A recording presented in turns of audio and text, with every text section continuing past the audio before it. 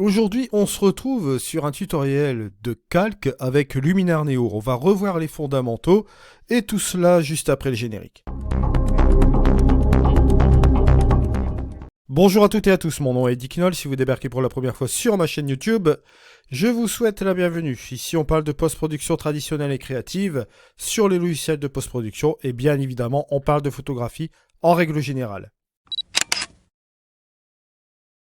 Alors aujourd'hui, nous nous retrouvons sur un tutoriel Luminar Neo, on va parler de calque. Mais avant de commencer, avant toute chose, hier j'ai fait un tutoriel Dodge and Burn avancé avec les calques aussi également. Vous pourrez toujours aller le voir, je mets la petite étiquette en haut à droite bien sûr. Je tenais à vous rappeler, parce que ça je le rappelle toujours de nouveau, j'ai mis un article sur mon blog sur tous les témoignages de ce qui s'est passé en Ukraine avec le personnel de Skyloom, dont j'ai pris l'initiative de reprendre sur le blog de Skyloom et de les retranscrire et les traduire en français bien sûr pour que vous puissiez lire ces témoignages. Je vous mets toujours le lien en commentaire épinglé bien sûr. Alors sans plus attendre, on va commencer ce tutoriel et là on a ici un truc, la différence entre les applications Luminar. Je tenais à commencer par cela bien sûr. Bon, tout le monde connaît Luminar 4 pour ceux qui m'ont suivi sur la chaîne bien sûr. On a fait beaucoup de tutoriels sur Luminar 4 et bon, vous connaissez le fonctionnement de ce logiciel bien sûr. Si vous n'avez pas vu les tutoriels de Luminar 4, je vous mets la petite étiquette aussi également en haut à droite. Vous retrouvez, je pense, 156 vidéos, 157 vidéos sur ce logiciel bien sûr. Sans plus attendre, on a la petite comparaison ici entre les logiciels.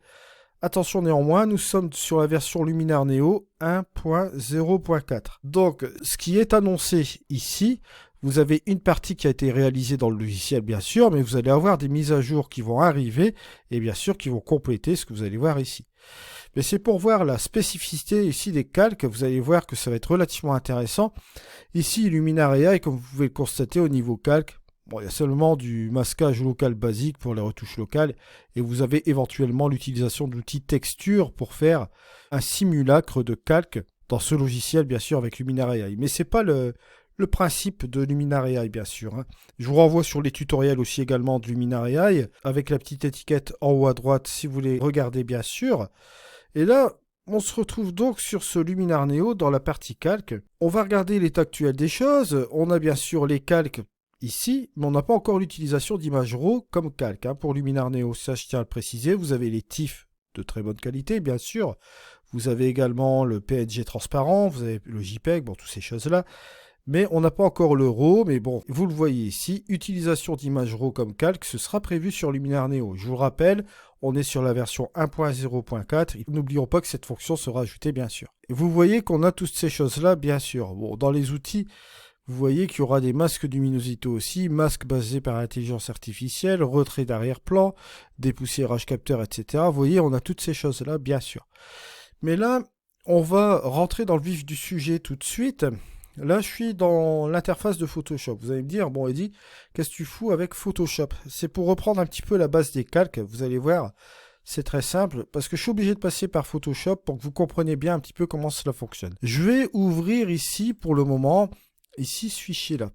C'est un fichier RAW, un RAW. Bon. Que se passe-t-il quand j'ouvre un fichier RAW à partir de l'interface de Photoshop? Parce que bon, ça, c'est un fichier... un de mes derniers fichiers ouverts, ben vous avez l'interface de caméra RAW. Pourquoi? Parce que tout simplement, Photoshop ne traite pas les fichiers RAW. Alors donc, il est obligé de passer par Camera Raw. Camera Raw, c'est le même moteur que Lightroom en fait. D'accord? Vous pouvez traiter vos fichiers RAW à partir de cela, bien sûr. À part que vous n'avez pas de système de catalogage ici. Vous avez néanmoins une petite bibliothèque si vous voulez passer par Bridge. C'est toujours possible aussi également de le faire. Mais ce n'est pas le sujet aujourd'hui, on ne va pas s'étaler là-dessus. Je veux vraiment...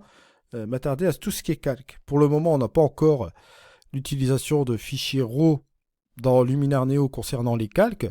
Pas le fichier de base, bien sûr, vous pouvez toujours ouvrir un fichier RAW dans Luminar Neo et faire les traitements actuels, comme on peut le faire sur les différents outils, etc., et repartir dans les modifications. Ça, on l'a vu dans les précédents épisodes de la formation, bien sûr. Mais là, je vous parle des calques, les prises en charge, simplement le TIFF, le PNG et le JPEG. Le RAW viendra bien sûr par la suite. C'est pour ça que je prends l'exemple de Photoshop aujourd'hui, pour vous expliquer un peu le principe, et on va voir ensuite le principe des calques.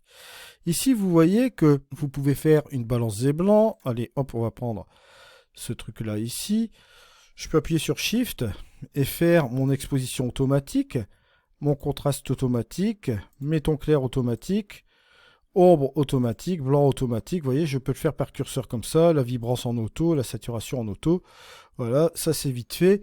On peut laisser cela comme ça, bien sûr. Si on trouve que c'est un petit peu trop vers la droite au niveau de la courbe, vous pouvez toujours faire quelque chose. C'est basculer ici avec les blancs, hein, pourquoi pas.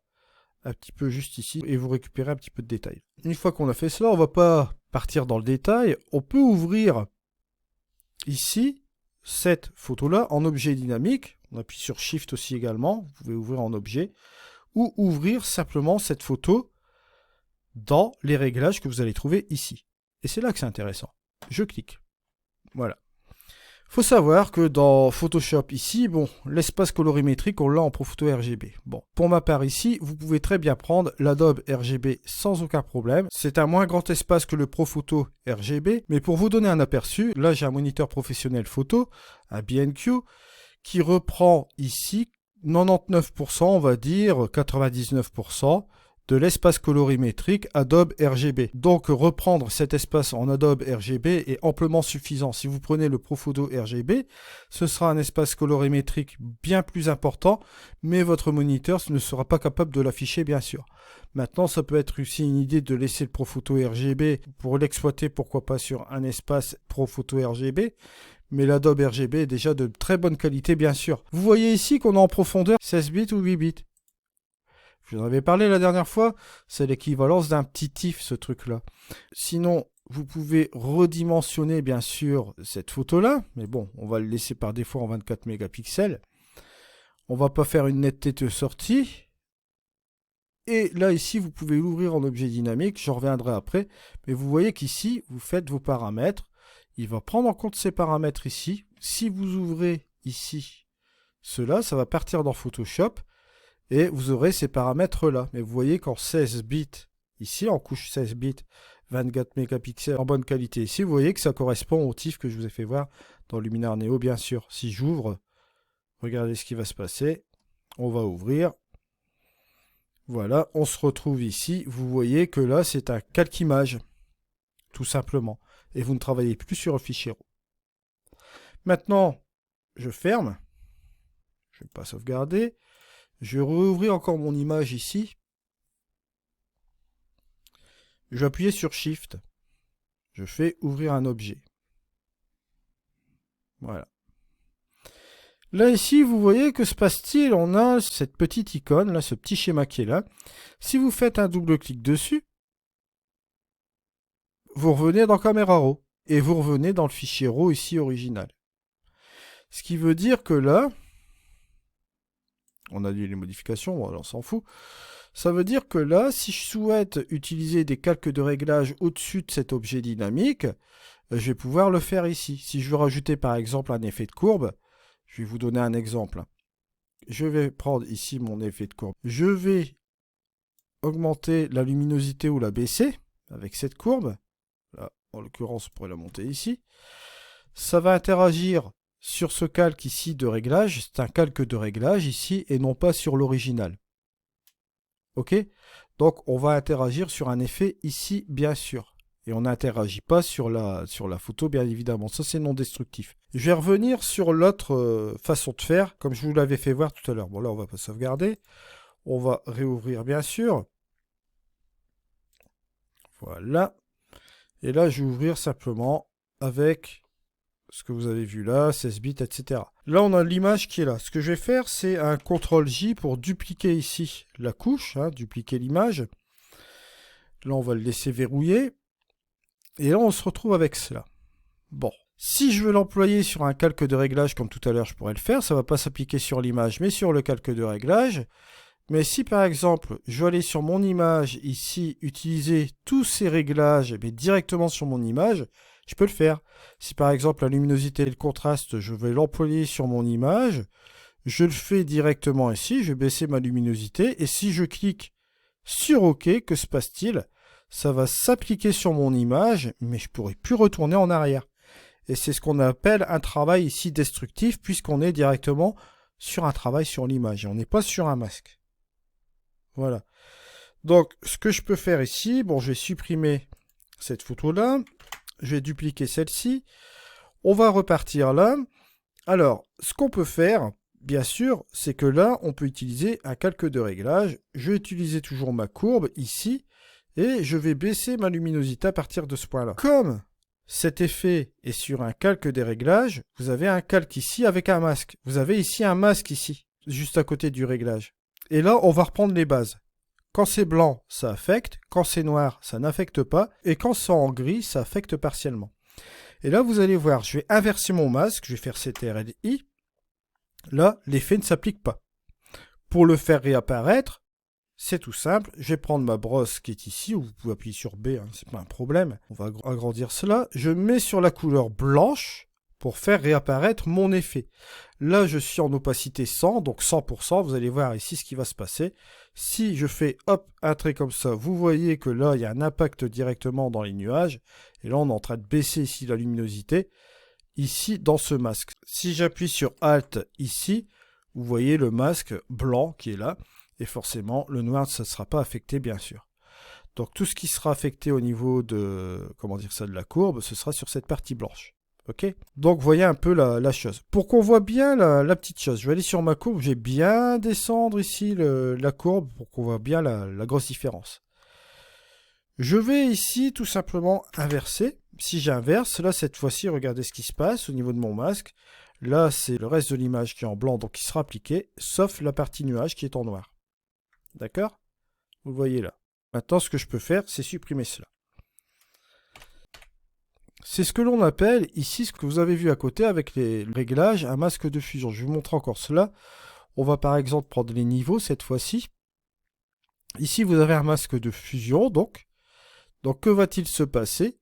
Sur ce masque de fusion-là, vous voyez que vous pouvez attribuer des effets ici sur votre image. Bon, là, on est en blanc, on va l'appliquer sur toute l'image. Regardez, si je resserre ici, je vais rajouter un peu de contraste ici, un peu sur l'image.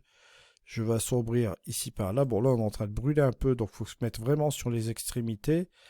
Et là, on est en train de boucher un petit peu davantage ici sur ce truc-là. Et là, on va jouer un petit peu avec les tons moyens. Voilà. Vous voyez, ici, on a le avant et le après. Je vais inverser, CTRL-I, et je vais vous montrer quelque chose. Je vais toujours prendre ma brosse, mais cette fois-ci, je vais mettre en opacité, on va dire, allez, 67, comme ça. Je vais commencer à peindre cette partie-là. Regardez, hop, voilà. Juste comme ceci, on va utiliser cela comme ça. Que va-t-il se passer? Je vais appuyer sur Alt, je vais vous montrer le masque. Vous voyez qu'ici, on a du gris, on va dire plus ou moins clair. Donc, que va-t-il se passer? On a affecté ici les niveaux, mais on va dire non pas en blanc à 100% ni en noir bien sûr, là on l'affectait en gris, donc on l'affectait partiellement. Et comme c'est du gris clair, bon on l'affecte plus ou moins, d'accord? Si c'était du gris foncé, on l'affectera beaucoup moins. Ça c'est le principe ici du masque. Là ici, en l'occurrence dans Photoshop, ils appellent ça un masque de fusion, d'accord? On appelle cela un masque de fusion. Ce qui nous permet tout simplement de ne pas affecter l'image du dessous, mais d'appliquer du travail non destructif sur un calque de réglage. Voilà. Alors, on peut faire aussi une autre chose, et c'est là que ça va devenir intéressant, vous allez voir, hop, je supprime ça. Je vais ici utiliser l'outil transformer, et on va, hop, ici, tout simplement renverser, voilà, juste comme cela, ce calque-là, voilà. Juste comme ceci. Regardez, hop, comme ça on a l'image originale et on a le calque ici qu'on a inversé. Pourquoi je fais ça? Parce que vous allez voir une chose aussi qui est très simple à comprendre. Ici on peut appliquer un masque de fusion ici également sur ce calque-là. Je mets un calque de fusion, voilà. Regardez ce que je vais faire. Je vais inverser, que se passe-t-il? On retrouve le calque du dessous. Et donc ici, forcément, on ne voit pas le calque du dessus puisqu'il est en noir ici. Que dois-je faire pour faire réapparaître le calque du dessus? Je dois toujours prendre ma brosse, qui est là, utiliser ma couleur blanche parce que c'est celle qui va me faire réapparaître la partie de l'image du dessus. Hein. Je vous rappelle, le blanc affecte, le noir n'affecte pas. Si je me mets à 100%, je fais ici ma petite brosse, je l'utilise juste comme cela. Qu'est-ce que je suis en train de faire ici? Bon, là, je vais tout simplement ici, enlever ce truc-là. Voilà. Je suis en train de faire réapparaître une partie de mon image, comme vous voyez là. Si j'appuie sur Alt et que je rentre à l'intérieur, vous voyez que mon masque ici, blanc, fait réapparaître tout simplement la partie de l'image ici. Et pour bien que vous vous rendez bien compte, je vais tout simplement enlever l'œilleton du dessous. Voilà, ça c'est ce qu'on a brossé. Donc on fait apparaître cette partie-là. Et ici, c'est de la transparence, c'est le noir. D'accord? Donc ça n'affecte pas. Donc cette partie-là du noir, si vous avez un calque en dessous, que va-t-il se passer? Il va laisser passer cette partie-là. Tout simplement. Donc vous voyez un petit peu ici le fonctionnement d'un calque dans Photoshop. Bien sûr, si par exemple je me mets en opacité, hop ici 55, que je commence à brosser un peu comme cela, vous allez voir que là on va affecter partiellement le calque du dessus. Et là forcément, si vous regardez dans le masque, ici on aura du gris. Voilà, là c'est un petit peu plus foncé parce que ça a 55. On va dire plus ou moins neutre. Il faudrait pousser encore une fois. Mais je peux faire une deuxième passe à 55% d'opacité. Vous allez voir que là, ça va ici s'affecter davantage. Regardez, hop, forcément, on va faire réapparaître complètement l'image. Forcément, juste comme cela. Vous voyez ici, d'ailleurs, dans ce masque, on a fait apparaître plus ou moins cette image-là comme ceci. Ça, c'est le principe des calques que je voulais vous montrer ici dans Photoshop. Je vous montre cela. Pourquoi? Parce que vous allez voir qu'ici dans Luminar Neo, c'est que vous compreniez bien un petit peu le principe aussi également des calques et pourquoi cela ne fonctionne pas vraiment de la même manière dans Luminar Neo. Voilà, là on se retrouve dans Luminar Neo. Alors, la petite chose ici, j'avais fait quelques petites modifications préalablement sur cette image, bien sûr. Ici, vous avez donc le avant. Et là, vous avez le après. C'est un fichier d'un D5300 d'APS-C, cette fois-ci pour cette photo-là. Et préalablement, c'est une photo d'un Fuji X-T20. Vous allez voir ici qu'on s'amuse bien ici avec Luminar Neo. Quand vous prenez un outil, vous allez utiliser l'outil. Que va-t-il se passer?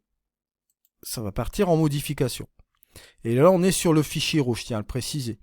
Donc, Luminar Neo est capable d'ouvrir un fichier RAW et de le post-traiter directement avec les différents outils que vous voyez ici, que ce soit du créatif, que ce soit les outils de base, etc., super contraste professionnel. Vous pouvez tout utiliser sur ce fichier RAW. Quand vous êtes sur le fichier RAW, sur le fichier original, vous avez la possibilité d'utiliser ce qu'on appelle du masquage local. Là, je vais vous montrer ici quelque chose. Je vais utiliser par exemple l'outil Mystique que je vais gonfler ici juste comme cela. On a ici la petite différence avant-après. Quand vous l'utilisez globalement, vous avez cet effet-là. Mais une fois que vous montez le curseur de quantité, vous avez l'apparition ici de ce petit symbole qui s'appelle Ajouter un masque. Lorsque vous cliquez sur Ajouter un masque, vous avez la possibilité d'utiliser le masque peinture. Ce qu'ils appellent ça, c'est la brosse qu'on a de disponible pour le moment. Petite chose que je tenais à préciser, on est toujours dans la 1.04 et on a toujours simplement la brosse pour le masquage. Nous aurons bien évidemment ce qui est filtre radial, nous aurons aussi le filtre gradué, on aura du masquage AI. Vous allez avoir toutes sortes de masquages, ne vous inquiétez pas, bien sûr. On est simplement sur la 1.04, je tiens à le préciser, bien sûr, c'est très important de prendre ça en compte. Là, ici, on a la brosse. On a la possibilité d'ajuster la taille, l'adoucissement et l'intensité. Bon. Que se passe-t-il lorsque j'utilise, ici comme ils le disent, un masque? Souvenez-vous dans Photoshop, on utilise dans Photoshop un masque de fusion. Ici dans Luminar Neo ou Luminar AI, dans le cas aussi, si vous utilisez Luminar AI, pourquoi pas, ça peut être valable dans les deux sens. Là, vous allez appliquer un masque sur votre image ici, fichier RAW. Mais ce sera toujours un masque d'effet. Vous voyez, comme si ce serait un calque d'effet. Là, vous allez faire la même chose avec l'outil Mystique. Ce sera un calque d'effet que vous allez appliquer à un certain endroit de votre image. Alors, pour ce faire, ici, vous pouvez afficher le masque. Lorsque vous faites afficher le masque dans les 3 points, que se passe-t-il? Vous voyez ici que ça s'applique sur toute l'image, bien sûr. Vous voyez apparaître sur comment est appliqué le mystique ici, bien sûr. Si je fais du masquage ici sur la partie roche, regardez ce qui se passe. Voilà. Je vais enlever masquer le masque pour faire apparaître ce que j'ai fait ici. Regardez, avant, après. On applique tout simplement l'effet mystique juste ici. Ce qui veut dire que si vous reprenez l'exemple Photoshop, lorsque vous ajoutez un calque d'effet avec le masque de fusion à côté, que se passe-t-il? C'est tout simple. Vous appliquez tout simplement le masquage sur cette partie-là de l'image en intensité 100. L'intensité 100 représente la couleur blanche lorsque vous peignez. Si je baisse mon intensité à 50 ou 40 et que je donne mon intensité ici à 40 sur cette partie-là de l'image, regardez ce qui va se passer. La partie rouge, regardez, qui est en train de se peindre ici, sera appliquée à 40%. Et si j'applique ici, j'affiche le masque, regardez ce qui se passe. Ici, ça s'applique sur un rouge foncé. Donc, on va dire la couleur blanche si on était dans Photoshop. Ici, c'est un rouge moins prononcé, d'accord, avec une transparence pour voir ce qui se passe à l'extérieur, comme ici, bien sûr. Donc, comme il est moins prononcé, on va donner l'équivalence à un masque de fusion avec la couleur grise qui s'affecte partiellement, comme je vous l'ai expliqué préalablement. Ce qui fait que c'est beaucoup plus simple ici dans Luminar Neo, puisque là, vous appliquez directement vos masques sur votre image ici, mais en l'occurrence, vous rajoutez ici un masque, d'accord? Vous fonctionnez avec des masques. Je voulais faire cette petite différence-là pour bien que vous compreniez. Et au niveau de l'intensité, ça va représenter, comme je vous l'ai dit préalablement, la couleur soit blanche ici. Si vous mettez à 0, forcément, ce sera la couleur noire. Mais si vous mettez ici plus ou moins partiellement, ici dans cette zone-là, hein, on va intensifier cela par la couleur grise. Donc, ce sera partiellement affecté, bien sûr. Alors, c'est très bien tout ça. On a très bien compris que le masquage ici, vous allez le voir appliqué sur n'importe quel outil que vous allez réutiliser. On peut utiliser l'outil autant de fois qu'on le souhaite. Je vais fermer cela, bien sûr, l'outil mystique. Ça va revenir ici, vous le doutez bien, dans cette partie-là. On a le petit 6 qui est là. D'ailleurs, quand j'ai utilisé l'outil mystique, le 6 est apparu et s'est mis directement dans notre onglet modification. Et là, on retrouve toute l'édition, bien sûr. J'ai utilisé aussi un peu de masquage avec l'éclat et les autres choses, bien sûr. Alors, vous voyez un peu le principe de Neo dans sa chose ici avec le masquage sur un fichier RAW. Maintenant, sur un calque, c'est différent. Alors, sachant que maintenant, pour le moment, au sujet des calques, nous n'avons simplement que l'ouverture de fichiers TIFF, de PNG, etc. Après, on aura la possibilité d'ouvrir des couches RAW, de faire des calques de réglage aussi également sur Luminar Neo, vous allez le voir. Mais là, on va passer sur ce qu'on a actuellement avec les calques. Et je vais vous expliquer le principe aussi du pinceau avec les calques. Vous allez mieux comprendre de quoi il s'agit. On va approfondir un petit peu la chose. Je vais vraiment rentrer dans la précision aujourd'hui, prendre mon temps aussi de vous expliquer les choses dans cet épisode-là. J'ai pris l'exemple de Photoshop préalablement pour vous donner un petit peu un exemple, une façon de voir les choses. Et ici, dans Luminar Neo, vous allez voir le fonctionnement complet du calque et du masquage. Vous allez voir que c'est très très important et c'est plus simplifié ici dans Luminar Neo dans sa fonction, mais c'est tout aussi efficace. Et vous allez voir que quand on aura les fonctions complètes, ce sera vraiment terrible. Alors, on y va, c'est parti. On passe à la partie calque. Alors, une fois qu'on a fait tous nos réglages ici sur la couche RAW, hein, je vous ai montré comment cela fonctionnait. Vous avez du masquage local à chaque fois que vous affectez un outil. N'hésitez pas à aller voir ce que j'ai fait sur Luminar Neo, la playlist complète. Vous avez la formation, j'ai traité des outils créatifs, portraits, professionnels, etc. Je vous ai envoyé sur des rappels de Luminar AI aussi sur certains points. Je vous remets la playlist de Luminar Neo en haut à droite pour revoir un petit peu ce qu'on a fait jusqu'à présent ici. Alors, on continue bien sûr ici. On va aller dans les calques. Je vais cliquer sur mon petit plus. Et là, cette fois-ci, je vais utiliser une photo différente pour que vous compreniez bien le principe des calques. je clique. Voilà.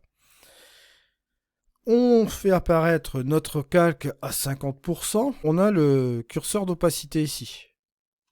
Sur Photoshop, c'est pareil. Tout à l'heure, je ne vous ai pas montré le curseur d'opacité, mais c'est le même principe. Ce curseur d'opacité, c'est quoi? Vous avez votre calque du dessus ici. Si vous mettez à 100%, vous avez 100% des pixels de votre calque du dessus qui cache votre calque du dessous.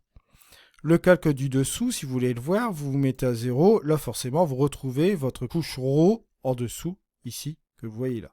Alors, c'est très intéressant. Ici, on va se mettre à 100. Et on va un petit peu approfondir ce que je vais faire avec le Dodge and Burn. Mais vous allez mieux comprendre l'interaction entre deux images différentes ici. Alors là, comme je suis à 100%, je pourrais très bien me mettre à 50%. Comme ça, vous voyez l'image du dessous en filigrane à 50% de sa capacité. Et vous voyez un petit peu en dessous ce qui se passe. Et si vous voulez dessiner une partie de l'image, vous pouvez toujours le faire avec un pinceau, pour voir ce que vous voulez faire, bien sûr. Mais là, bon, on va se mettre à 100%, voilà. Je vais prendre ici mon masquage. J'ai la possibilité d'utiliser mon masquage ici. Si je souhaite tout simplement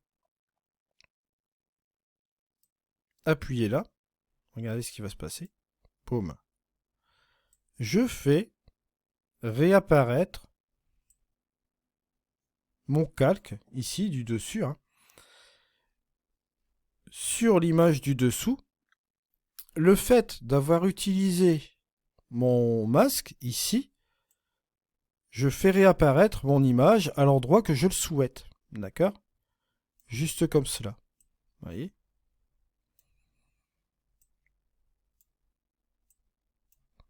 Je vais faire réapparaître même mon rocher ici sur le côté. Regardez. Hop.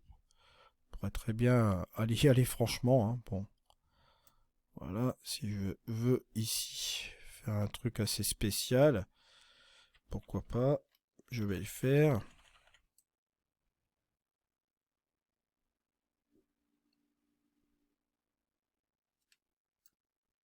Voilà. Je peux très bien faire cela, bien sûr. On peut très bien aussi faire apparaître les nuages. Hein. Regardez. Voilà. Et là, je vous rappelle, je suis en intensité à 100%.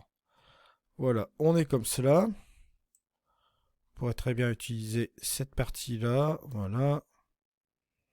Mais là, si je veux effacer la partie de mon image, je peux très bien le faire aussi là. On va le faire grossièrement, bien sûr. Hein. Voilà, pareil, je vais effacer un petit peu cette partie-là. Voilà. On a fait cela. Alors, que se passe-t-il? On a fait apparaître mon image ici du dessous sur cette partie-là et sur cette partie-là. Si je vais sur mon calque, que je fais masquer le calque, on retrouve notre image du dessous. Si je me mets là et que je fais afficher le calque, vous voyez que là, on a la partie là du calque qui apparaît sur notre image du dessous. On peut toujours employer les modes de fusion si on le souhaite aussi également sur notre calque. Mais là, ce n'est pas l'objectif aujourd'hui d'utiliser les modes de fusion. On peut aussi flipper, hein, comme vous le voyez là. Au bas. Bon, voilà. Ça vous laisse un petit peu les opportunités que vous voulez utiliser avec cette photo-là, bien sûr. On peut revenir avec le masquage local. Bon, par exemple, ici, je vais repeindre cette partie-là. Ce sera un peu plus logique. Voilà. Je vais faire apparaître un petit peu le sable ici. Vous voyez? Juste un petit peu comme ça. Vous voyez, on peut faire un truc juste comme ceci. Je vous fais ce truc rapidement pour que vous compreniez bien l'affaire. Alors, bien sûr, là ici sur les deux calques, pour bien que vous compreniez cela, là j'ai utilisé l'intensité à 100.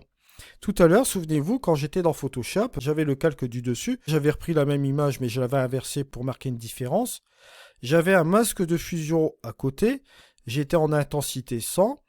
Et forcément, grâce à ce masque de fusion, je me suis mis en brosse de couleur blanche, donc à 100%, et j'ai fait réapparaître une partie de l'image, bien sûr, au-dessus, sur le masque de fusion. Là, ici, dans Luminaire Neo, vous n'avez pas le masque de fusion qui est collé juste à côté ici, mais vous avez toujours le masquage ici. Ajoutez le masque. et vous ajoutez le masque ici directement sur l'image, mais lorsque vous affichez bien sûr le masque ici, vous voyez clairement que le masque ici pourrait représenter le masque de fusion en couleur blanche que vous aviez dans Photoshop préalablement. Vous voyez, c'est le même principe. Là, ici, je vais retirer le calque et je vais l'ajouter à nouveau. Parce qu'ici, on ne parle pas de PNG. On pourrait inclure bien sûr un PNG sur notre photo. Ce serait des objets avec l'effet de transparence bien sûr. Mais là, on parle de calque proprement dit pixelisé ici, en fichier TIFF comme on l'aurait fait préalablement dans Photoshop, dans l'ouverture de l'espace que je vous avais dit préalablement. Alors là, ici, on va reprendre notre masque. Et on va se mettre en intensité ici 50-49. Voilà. Je vais refaire la même chose que tout à l'heure. Voilà. Et vous allez comprendre beaucoup de choses. Voilà. Je vais prendre cette partie-là, tout simplement. Que se passe-t-il? J'ai utilisé une intensité de 49. 49%. Je vais afficher mon masque. Vous voyez qu'ici, ça fait quitter à 49%. Je vais mettre mon intensité à 100. Et on va peindre ici. Voilà.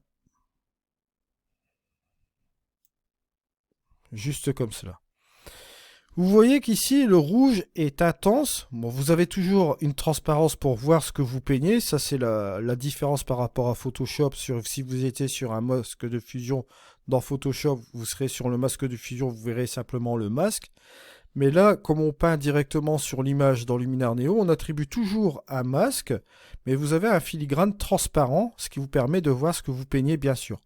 Mais ce filigrane transparent, comme vous le voyez ici, il est plus foncé en bas et il est plus clair ici en haut.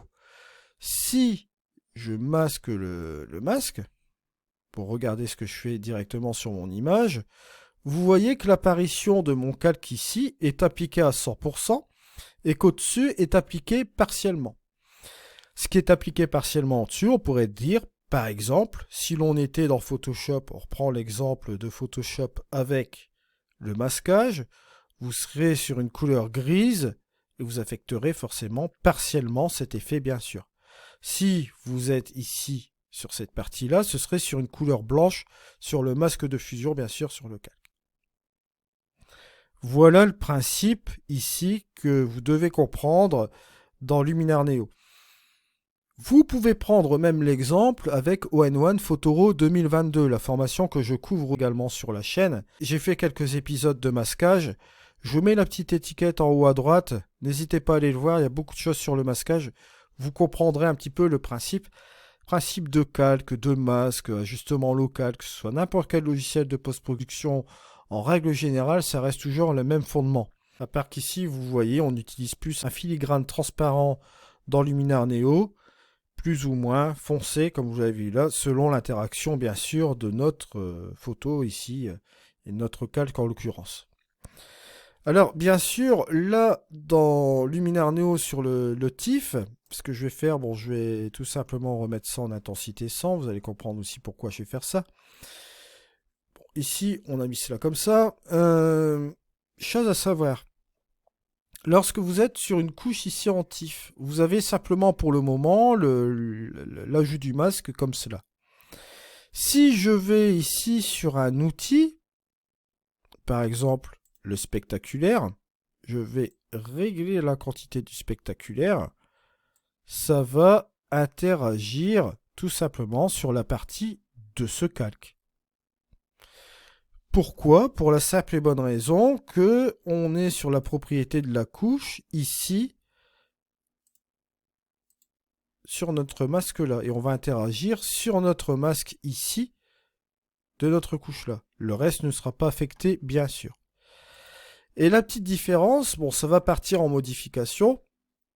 Le spectaculaire comme vous le voyez ici, lorsque vous l'utilisez une fois, vous n'avez pas la possibilité d'utiliser le masquage local. Puisque le masquage local est tout simplement sur les propriétés de la couche. Alors vous allez me dire, on a une certaine limitation ici sur cette couche en TIFF, puisqu'on a simplement cette couche-là. Pas vraiment. Bon, sur cette couche, si vous souhaitez utiliser sur cette partie de masque l'effet, vous pouvez toujours le faire sans aucun problème. Mais si par exemple, vous souhaitez ici rajouter la même couche, juste comme ceci, vous vous mettez à 100 par exemple. Si vous voulez utiliser de la structure, voilà, juste comme ceci, vous allez appliquer de la structure sur une partie ici de la photo, pourquoi pas sur cette partie-là. Vous allez utiliser la propriété de la couche, et là, bien évidemment, si vous peignez cette partie-là de l'image, et pourquoi pas un petit peu le reste, voilà, vous allez retrouver tout simplement cette couche-là. Si j'enlève la couche du dessous, regardez, je vais masquer le calque, vous voyez que là, on a appliqué tout simplement cette partie-là de l'image, bien sûr, avec la propriété de la structure, tout simplement. Si j'affiche mon calque du dessous, hop, il va se remettre aussi en partie là, mais bien sûr, vous aurez toujours le calque du dessus, cette partie-là qui sera affectée avec la structure, bien évidemment. Et si je reviens sur cette structure-là ici, que vous voyez ici, si je reviens sur les propriétés de cette couche du dessus, si je décide de reprendre mon pinceau à 100%, et que je me dis, tiens, je vais appliquer ma structure ici, sur cette partie-là, et sur cette partie-là, bien sûr, que va-t-il se passer? Vous allez appliquer la structure aussi également là et là. Mais vous allez l'appliquer sur cette partie-là de l'image, bien sûr. Si vous cachez le calque précédent juste en dessous, regardez ce qui va se passer. Je masque le calque. Que se passe-t-il? Vous avez simplement cette partie-là, avec l'affection bien sûr de la structure AI, tout ce que vous avez fait bien sûr sur cette partie de la couche ici, mais vous avez rendu invisible cette couche ici en masquant le calque là. Ce qui fait que vous avez toujours le calque de base et que vous avez ici cette couche où vous avez fait apparaître bien évidemment la structure ici. Si vous masquez tout simplement ce calque là, vous retrouvez bien évidemment cette photo là. Si on fait réapparaître, hop, ici, ce qu'on avait fait en premier lieu avec ce calque-là, vous voyez votre roche ici, mais si vous voulez faire réapparaître ici le calque là, regardez ce qui se passe. Là, vous avez l'apparition de cette chose-là, avec de la structure en plus. Là, c'est pareil aussi également, vous avez la structure aussi également. Si je masque le calque, vous voyez que vous n'avez pas de structure. Si je fais réapparaître mon calque, vous avez de la structure également aussi. Tout cela parce qu'on a utilisé du masquage. Gardez quand même à l'esprit, ça c'est très important, lorsque vous cliquez sur ce masquage, quand vous êtes sur un calque en fichier TIFF, la première chose que vous allez faire bien sûr avec ce calque, si vous ouvrez votre outil ajustement local, que vous utilisez votre pinceau, si vous vous amusez à peindre sur une partie de l'image spécifique, ça voudra dire que vous allez faire apparaître simplement cette partie de l'image, tout simplement. Regardez cela à l'esprit. Ensuite, ce que vous allez utiliser dans vos outils créatifs, ce que vous voulez là-dedans, hein, bon, on utilise ce qu'on veut, ça va impacter la partie que vous avez masquée simplement. D'accord? Gardez tout simplement à l'esprit que lorsque vous peignez, voilà, vous faites comme une espèce de masque de fusion, vous allez faire apparaître une partie de l'image bien sûr, et vous allez opérer sur les différents outils que vous avez en dessous tout simplement. Et si vous voulez faire apparaître encore certains éléments d'image sur un autre calque, vous pouvez toujours le faire à un endroit bien spécifique et vous pouvez toujours spécifier avec les différents outils que vous avez là ce que vous voulez faire sur votre image bien sûr. Donc on ne peut pas faire plus simple, bien évidemment, dans Luminar Neo, en 3 étapes. N'oubliez pas, vous pouvez aller voir sur mon blog, hein, bon je vous mets le raccourci quand même en bas, vous avez bien évidemment ici, soutenir l'Ukraine et l'équipe Skyloom, je vous ai mis tous les témoignages bien sûr, en plus de parler un peu de la version 1.0.4. Vous avez également, n'oubliez pas, je vous ai mis des packs ici. Vous retrouverez tous des packs de remplacement de ciel, des packs de lutte. Si vous avez encore Luminar 4, j'ai encore plein de ressources aussi pour Luminar 4, bien sûr. Je vous rappelle avec le panel de luminosité de Luminar 4, avec le panel de luminosité pour Aurora que j'avais réalisé aussi également. Vous voyez ici, pack de ciel, pack de lutte, valable sur Luminar AI, mais aussi sur Luminar Neo, je tiens à le préciser. Pack d'heures bleues ici, bon, retouche créative avec un pack de lutte gratuit. Et vous avez toujours la correspondance. Là, vous avez le pack à télécharger et en dessous, vous avez la vidéo correspondante pour l'explication d'installation du pack, etc. Ah oui, petite précision également pour le pack Terre de Liberté que Skyloom a fait pour supporter l'Ukraine, bien sûr. Si vous voulez installer ce pack de lutte, ce sera par l'intermédiaire de l'outil Ambiance, bien sûr. Prenez n'importe quelle vidéo, mais c'est le même principe d'installation qu'avec mon pack de lutte gratuit. Si vous souhaitez supporter l'Ukraine et Skyloom en achetant le pack de Liberté, bien sûr, c'est le même procédé d'installation. Je vous remercie de m'avoir suivi. On se retrouve dans une prochaine vidéo. C'était Eddy. Allez, au revoir.